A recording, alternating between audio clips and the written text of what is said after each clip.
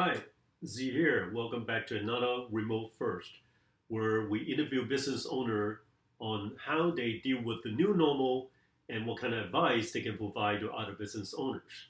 This afternoon, I interview another good friend of mine, Jim Boyd. Jim is a business owner creating his new company on staffing, and now he has his own firm placing cloud experts into the workforce.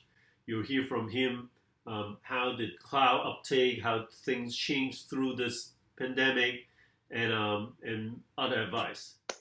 Hello, Jim. Hey Z, how are you? Doing great. Well, thanks for your time, Jim.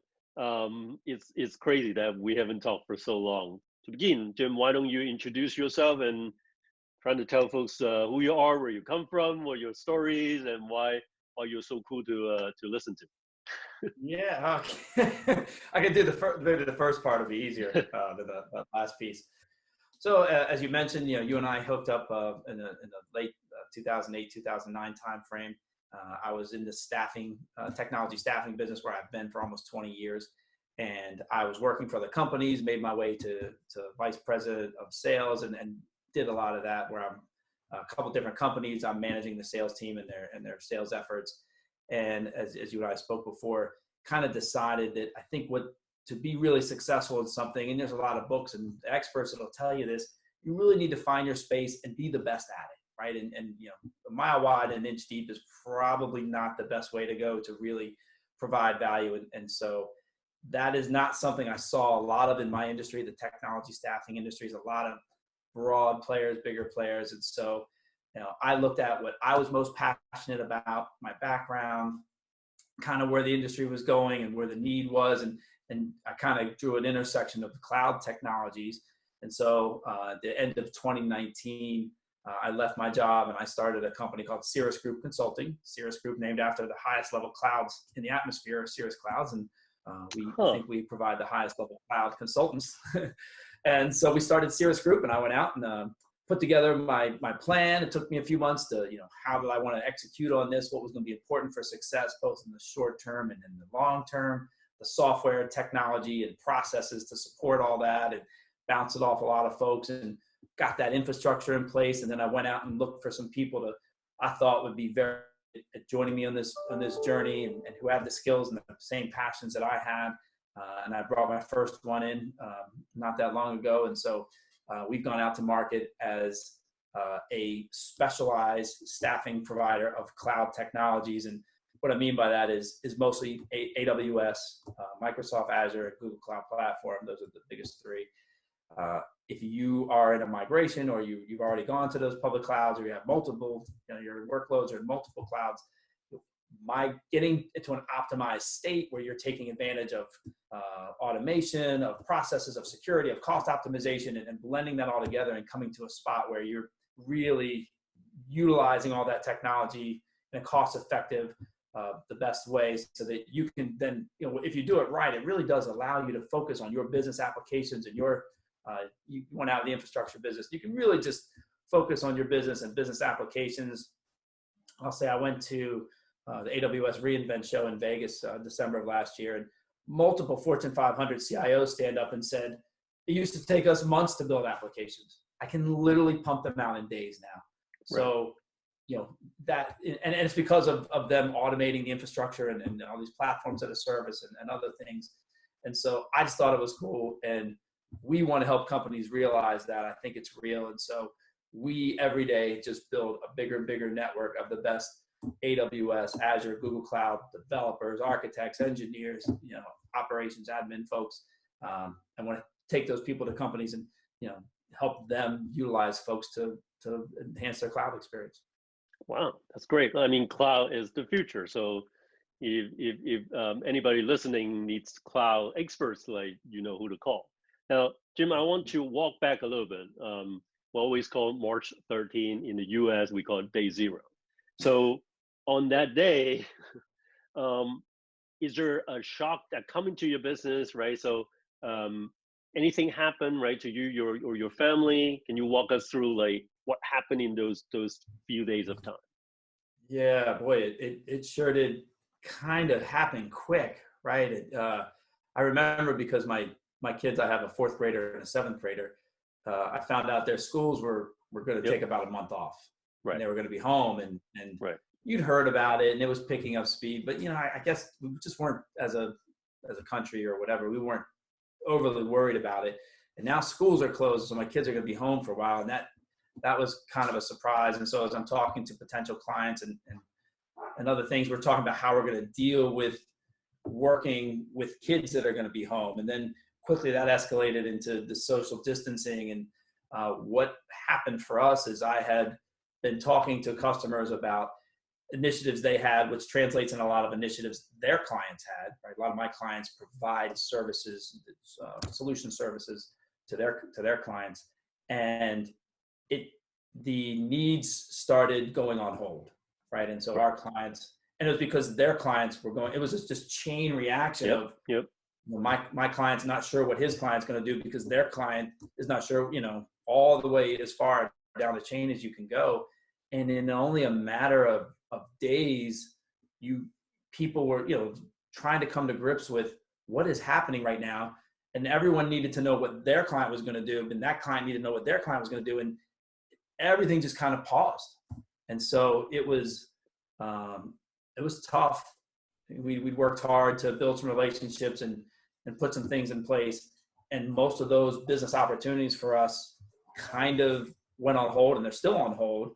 And what we did is we kind of pivoted more towards the government sector. And fortunately, the federal government is still doing a lot of business as usual, and they're doing a lot of cloud stuff, and they're trying to, get their workloads and stuff out out of their own data centers. And so we've been fortunate that we've teamed up with some companies to help on that front. But still, those companies that I was initially talking to are on pause. They've had some layoffs. They're shrinking, and some of them worry about their viability in the future. And here we are. What is it, May 6th today? And hopefully we can get companies going again soon. Right. So yeah. So you talk about the whole world just stopped, just halted, right? So I think that happens to a lot of people. So you mentioned your pivot, right? Can you talk a little bit more about your pivot, and are there any new opportunities that you see that you haven't seen before, right? Maybe like enlighten us a little bit on anything that we can look on the positive side. Yeah. Well, and to your point, the remote first, was that your focus, Right. your tag? Yeah. Mm-hmm. We, with our clients, with our consultants, you had to find a new way to communicate, and you're used to doing it, a lot of that face to face, and there's visual cues and personality movements and things that you're used to utilizing to read people and to understand how to engage with people that, even though we have video conference ability. So in my company, we do a lot more video. I know a lot of companies do, but with our clients, we're not doing that much more video, right? And I'm told a lot of times it's because people don't feel presentable. They haven't got up in the morning and done things to themselves and put the right clothes on and gotten themselves to the point that they want to be seen by somebody. Right. So you do miss out on these visual cues that you're used to seeing. Right. So right. we've had to kind of get more astute at having a conversation that addresses some of these things that you might not need. We have to go a little level deeper when we're talking to people. Say, so I heard you say this. I think we're in agreement. Can we confirm next steps and kind of where we sit and not make it awkward, but you just don't have quite the visual confirmation that you're used to. So there was a little adaptation there. Right. So you were talking to clients now over video conferencing, over Zoom or other platforms now? It's a lot of these. It's a lot of the Zoom and the WebEx and all, these other platforms, but a lot of it's audio only. So it's not with the clients. With our clients, it's not a lot of video. It's a lot of audio. Right. So we don't get so I found interesting is that somehow Zoom created this atmosphere that you should be on video, and when you're on the WebEx or go to meeting, then people just, although you could, but nobody did. nobody turn on their video, right? But I want to talk about like you're in cloud. So do you see an uptick in cloud adoption now? More people are talking about it. Do you see that? Yes. Yeah. No. No. Absolutely.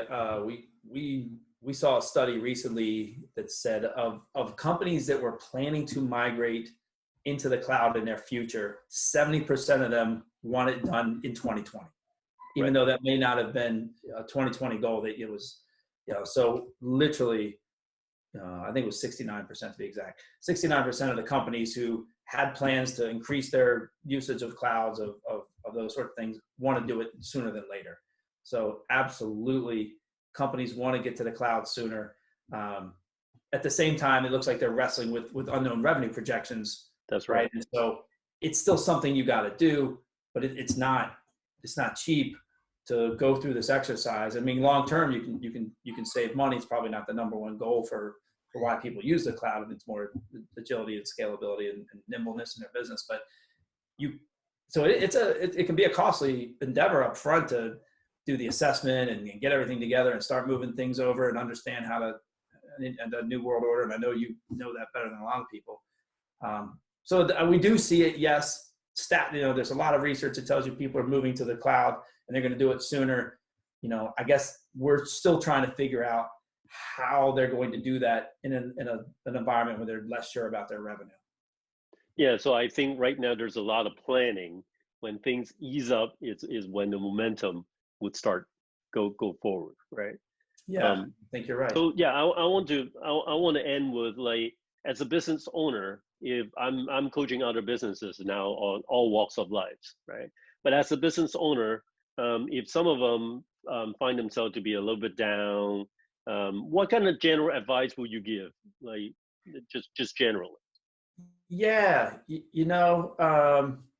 for us, like we did find some business, and we're talking to a lot of candidates now, and for us, we are meeting a lot of great technical people that we probably wouldn't have met, who want to talk to us and understand what other opportunities are out there, and they want to connect. And so we were focused more on our client side, and we've got some opportunities there, but we've been really pleased that we have so many conversations with great technical people who we probably wouldn't have spoken with before. So it just happened. We've spent a lot of time trying to put our brand out there and put content out there, and we've increased our LinkedIn profiles and our social media campaigns to reach an audience and then establish who we are. And that really paid dividends when people wanted to know, well, who do I talk to about a potential job? And I'm a cloud, whatever I am. So I guess to your point, if we didn't see that coming, and we didn't in the early stages, we didn't even realize what a benefit it was.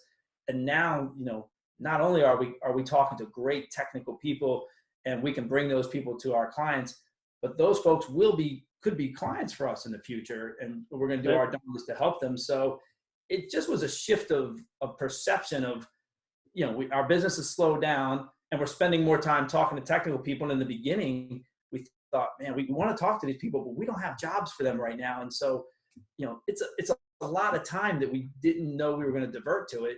But then when we sat back, we said, no, this is actually a blessing for us that we could, these people will engage with us and share, their passions and desires and what they want to do in life, and give us the opportunity to try and help them find their next best job. And so I don't know if just a perception shift or, taking stock of where the opportunities could be, but that's been helpful for us.